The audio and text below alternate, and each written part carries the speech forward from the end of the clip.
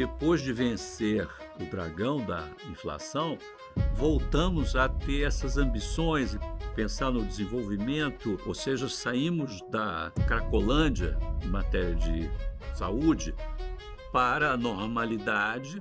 Agora vamos trabalhar para ganhar uma medalha olímpica.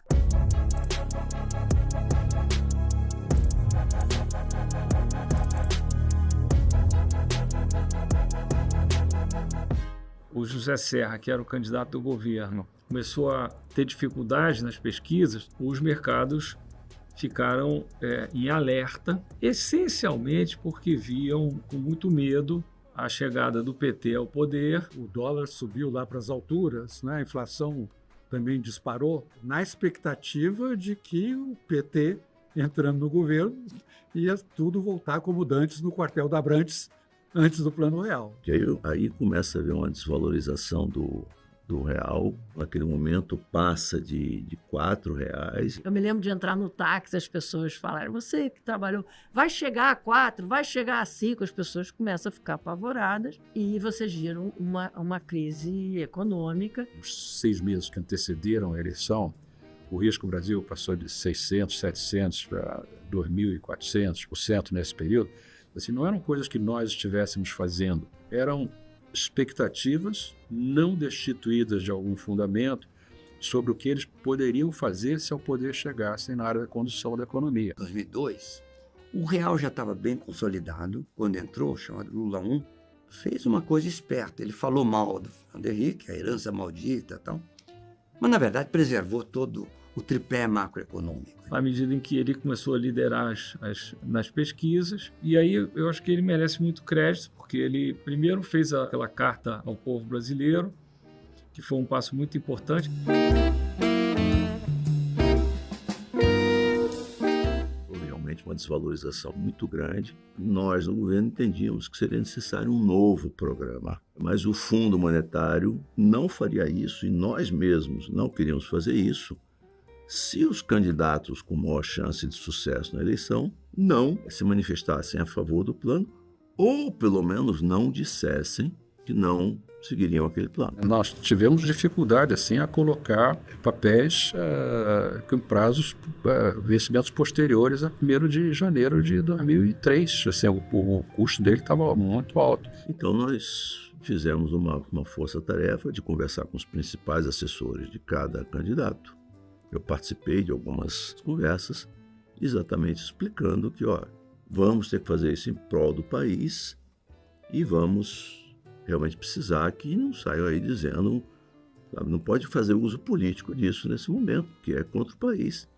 Isso foi bem sucedido. Aquela famosa carta compromisso que o Lula assinou, carta firmada, assumiu o compromisso de fazer o esforço fiscal necessário para estabilizar a relação dívida-PIB, preservar a inflação sob controle, de respeitar contratos, que era uma coisa que precisava ser dita. Quando o Lula faz a carta aos brasileiros, melhora o ambiente. Isso faz com que a gente consiga fazer um acordo com o Fundo Monetário. Só para garantir uma transição tranquila, eram dos 30 bilhões, nós só íamos utilizar, acho que uns 5 no máximo, o resto ficaria para ser utilizado por um futuro governo, caso desejasse fazer, podia resolver não fazer.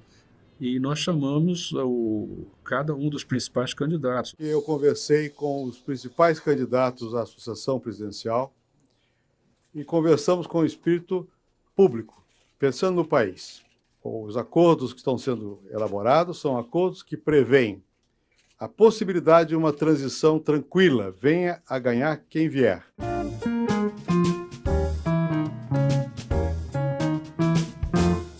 Isso aí é alternância no poder. Como é que nós vamos viver uma democracia sem alternância? Claro que tem que ter alternância, mas na hora de alternar, tem que alternar direito. Quem chega tem que saber receber um acervo valioso e cuidar dele. Quem sai tem a consciência de que tem que sair também direito pela porta da frente. O Lula corretamente observou, não é? Sendo líder sindical, não é? A importância que os trabalhadores davam para a estabilidade de preços. E com a estabilidade de preços, pelo menos os trabalhadores podiam sair em busca de empregos, né? tendo o seu poder de compra estabilizado, né? Naquela altura, a maioria da população brasileira já tinha entendido a importância de qualquer governo, qualquer que fosse sua coloração político-partidária, tinha uma responsabilidade de preservar a inflação sob controle. O real virou quase que um bem público. As pessoas falam, olha, gostamos da estabilidade de moeda e quem ameaçar a estabilidade da moeda vai ser punido politicamente. A transição de 2002 ela foi um exemplo muito interessante. Primeiro, o câmbio dispara pelo nervosismo das pessoas, a inflação dispara, mas a transição é feita direito. E o governo que entra respeita toda a herança. O presidente Lula logo assumiu o plano. Manteve tudo certo, inclusive o acordo com o FMI, manteve todas as coisas do plano fiscal, monetário, não mexeu em nada. Tá? Então, grande lição de maturidade da democracia brasileira e das lideranças que ali assumiram. A política macroeconômica do governo Lula foi, em larga medida, uma continuidade da política macroeconômica do governo anterior, algo que serviu muito bem ao país. O presidente Lula manteve tudo, inclusive indicando o Henrique Meirelles para o Banco Central, mantendo o regime de metas, tudo. O então eleito presidente Lula me convidou para ser presidente do Banco Central. E eu aceitei essa missão. Passei 8 anos no Banco Central, foi um período de muita experiência interessante, estabilizamos a economia, construímos as reservas internacionais.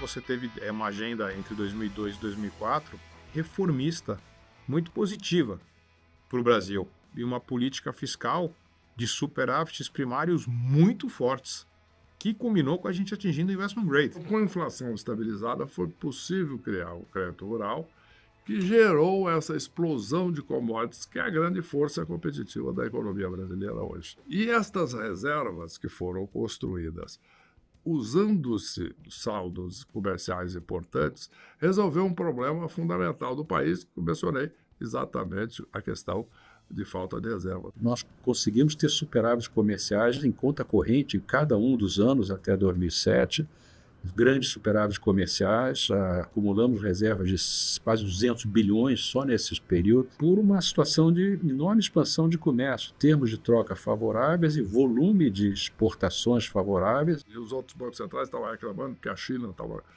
acumulando muitas reservas, achando que isso gerava excesso de liquidez, e o Brasil também construindo reservas. E então o presidente do Banco Central do Canadá virou para mim e disse: Henrique, eu não entendo, para que você precisa acumular reservas? Nós, no Canadá, não acumulamos reservas. Vai marcar o seguinte: o dia que vocês nos chamarem de país desenvolvido, avançado, nós não vamos mais precisar de reservas.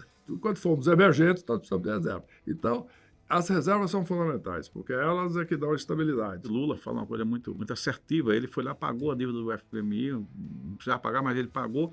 E o Brasil passou a ser um país, inclusive, credor. E hoje o Brasil tem uma reserva cambial, né, que deve estar entre as 10 maiores do mundo, e que dá essa condição da estabilidade monetária. Com o auge das commodities e a descoberta do pré-sal, a situação externa do Brasil ficou muito tranquila.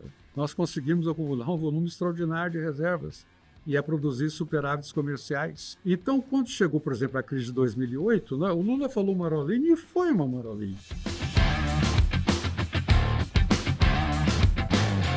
Lula reeleito, vem a crise de 2008, que é um super desafio, uma crise mundial sem precedente, com repercussões no mundo inteiro. Bancos americanos grandes quebraram, etc. Mas os bancos brasileiros estavam sólidos e se mantiveram operando normalmente. E estas operações de crédito externo secaram de repente. De repente, acabou a fonte de 20% do total do crédito brasileiro. Já tinha uma estabilidade capaz de sustentar a política de 2008, que não foi só do Brasil, mas do mundo todo. O mundo todo encheu de liquidez. Eu anunciei que nós iríamos usar as reservas para emprestar aos bancos, para reemprestar para as companhias. E eu anunciei, nós podemos substituir todo o sistema financeiro internacional, no que diz respeito a empréstimos ao Brasil, por 1 ano. Só que apareceu um outro problema, tá uma coisa estranha, porque apesar disso, o mercado de moeda equilibrado, etc., o dólar estava subindo. O presidente ficou famoso ao falar de marolinha, mas talvez... não foi marolinha, claro que não. O que tinha acontecido é o seguinte: empresas brasileiras apostando numa continuada queda do dólar e apostado pesado, com alavancagem, 2-1, etc. O que aconteceu? Em consequência, quando o dólar, ao invés de cair, subiu, essas empresas todas entraram em insolvência. As grandes empresas nacionais. Isso gerou uma crise. Entendendo isso, eu concluí que nós precisávamos intervir também no mercado de dólar futuro. Conversando, então, com os principais bancos do mundo e dos bancos centrais também, concluí que o tamanho do problema era 40 bilhões de dólares. E a gente teve condições de, usando as reservas internacionais do país, né, de se contrapor a pressões deflacionistas que vieram de fora. Eu chamei numa segunda-feira de manhã, outra entrevista coletiva, e disse: olha, o Banco Central entrará hoje vendendo dólares no mercado futuro. O jornalista perguntou: mas até quanto, presidente? Eu falei: nós vamos vender até 50 bilhões de dólares. O dólar mergulhou. Nós não precisamos vender tudo, tanto assim, vendemos na realidade 33, mas como o Banco Central, inclusive, ninguém sabia, mas nós estávamos comprados também no mercado futuro 22, na realidade a posição líquida foi 11. E nós tínhamos 300 bilhões de reserva, 200 ainda naquela época. E correu tudo muito bem. Portanto, com essas ações firmes, estabilizamos a economia, o Brasil voltou a crescer. O Brasil transitou bem, ou relativamente bem, por essa crise, e talvez tivesse sido isso a última coisa que faltava para a gente ganhar o grau de investimento, que vem justamente logo a seguir, pelas 3 agências assim em seguida. Com a crise de 2008, aquela confusão toda global, o Brasil pôde fazer uma política anticíclica, talvez pela primeira vez na sua história. E isso foi graças à construção do real e à boa administração do PT naquele momento. Foram períodos do país, né, que nós conseguimos uma convivência da evolução e necessidade de evoluções sociais, tá certo? Mas, de outro lado, conseguindo preservar uma política econômica, né, que desse condições do mundo empresarial continuar vivendo e crescendo, né? O grande mérito do Plano Real foi debelar aquela inflação crônica que a gente vivia no Brasil. Ele premiou a sociedade, né, com o fim dessa inflação. A inflação, a preservação da inflação sob controle, não é um objetivo que se esgote em si mesmo. Ele é, a meu ver, só uma condição sine qua non para que outros objetivos, talvez mais importantes, possam ser alcançados, como o país lidar com o seu crescimento, com melhor distribuição de renda, com combate à pobreza, aumento de produtividade, com crescimento sustentado ao longo do tempo. Se você tiver hiperinflação ou inflação elevada, você não consegue fazer transferência de renda. Hoje eu vejo que talvez a principal defesa para o legado do real é a própria população. Porque se o governo começar a fazer besteira e a inflação começar a subir, politicamente esse governo vai apanhar. Quando o real traz essa credibilidade, ele trouxe um lado de confiança. Ele veio restabelecendo toda essa confiança na moeda. Outra coisa que é muito importante, todos nós brasileiros pensamos a nossa poupança em reais. A gente não pensa em outra moeda. O resultado do Plano Real, como a inflação, o combate à inflação, estabilidade de preços, é algo que a sociedade brasileira não vai mais abrir mão. O país ter a sua unidade de valor, a sua moeda, é uma conquista que a gente não pode abandonar como sociedade. O legado é justamente a moeda estável, o fato do país ter uma moeda. Nós estamos falando de uma moeda que chegou em 1994, 30 anos atrás. Qual foi o período histórico que o Brasil teve moeda estável durante 30 anos? Num certo momento, quando nós consideramos a hipótese de criar uma moeda única no Mercosul, a moeda, na realidade, base para a criação da moeda do Mercosul seria o real, seria ancorado no real, tal qual o euro foi ancorado no marco alemão. Desde 1930 para cá, o Brasil não teve nenhuma situação parecida de uma moeda estável desse jeito. Esse projeto, depois eu concluí que não era viável, porque eu expliquei para eles. A pré-condição para isso é exatamente que a Argentina estabilize a sua situação fiscal, corta despesas, etc., e consiga estabelecer uma meta. E foi isso que claramente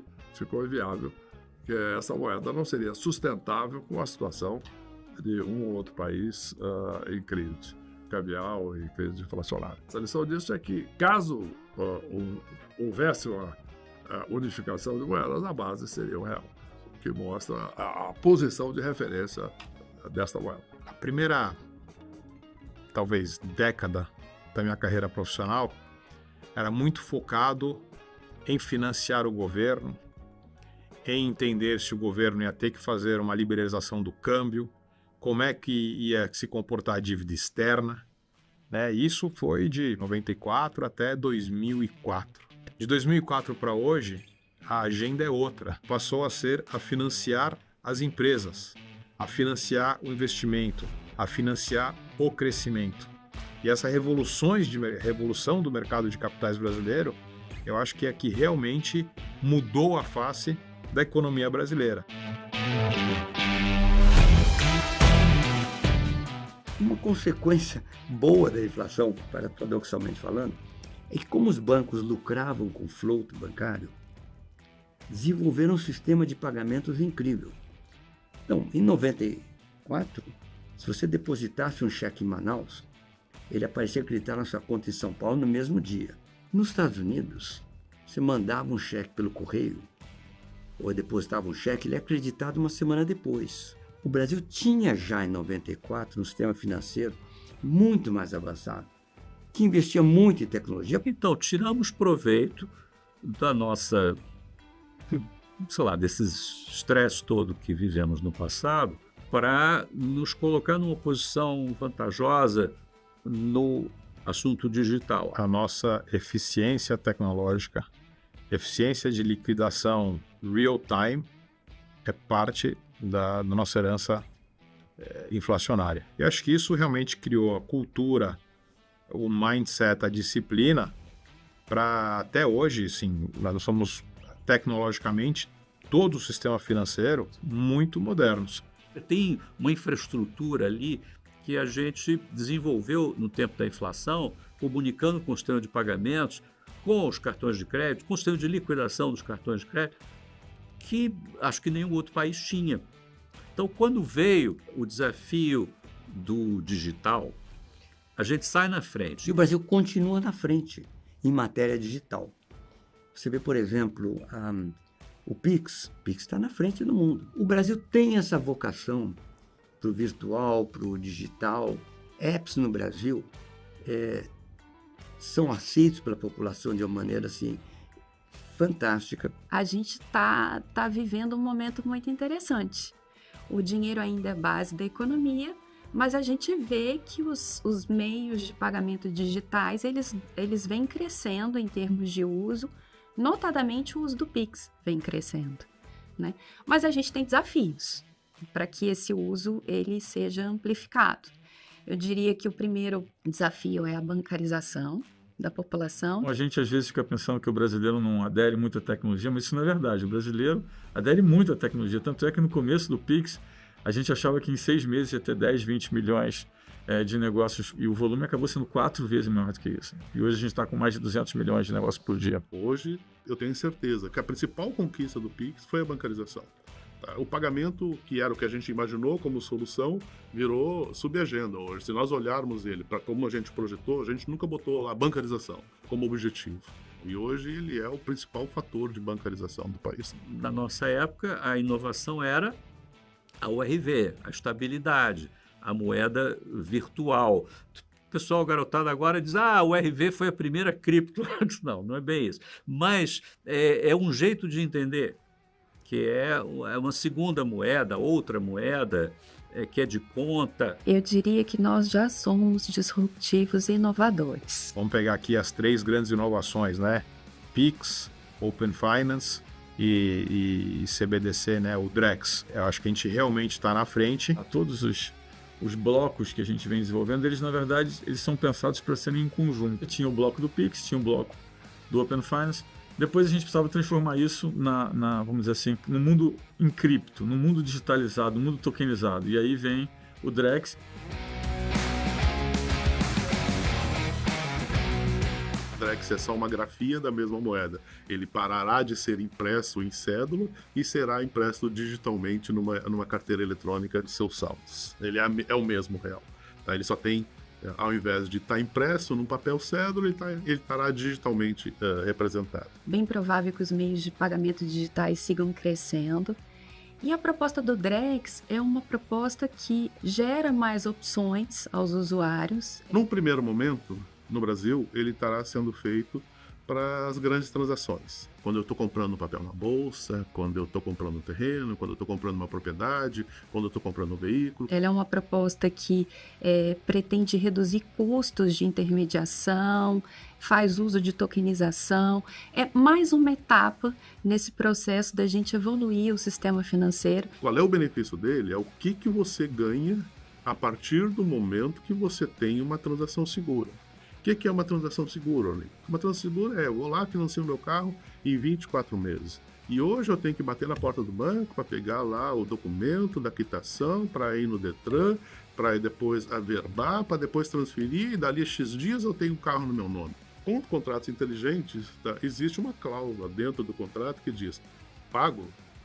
Automaticamente todas essas sessões, todas essas transferências já começam a ser realizadas. Que é basicamente uma forma de você tokenizar os depósitos, ou seja, transformar depósito em tokens. Isso é muito bom porque insere essa tecnologia de pegar ativos e transformar em tokens dentro do balanço dos bancos. Você melhora a parte de registros e contratos e também melhora a programabilidade do dinheiro. Então, falar para a empresa, para maquinário, para financiamentos de longo prazo, para financiamentos de safra de produção, ou seja, onde os contratos têm cláusulas complexas, estamos levando para esse pessoal toda essa inteligência que um único pagamentozinho, tá, já desenrola, já desencadeia todas as atividades, todos os processos. A tokenização de ativos, a moeda digital, os contratos usando blockchain, tem grande chance de serem os trilhos da infraestrutura do mercado financeiro do futuro. O Drex, na minha visão, ele vai facilitar muito a relação de confiança nas transações financeiras. Você não precisa mais confiar nas pessoas para isso. Ou seja, dado que você instituiu um contrato inteligente, associou ele a pagamentos utilizando o Drex, automaticamente isso está feito. O Banco Central é observador de tudo isso que está acontecendo e eu penso que é muito cedo para a gente tirar conclusões sobre o que vai acontecer. Eu acredito que o dinheiro não deve ser erradicado completamente. Nada tem tanta simbologia e ressonância no imaginário das pessoas do que o dinheiro, que é o equivalente universal, é tudo que você precisa, é o que te dá a liberdade, é o seu poder de compra, é a sua iniciativa, é o real.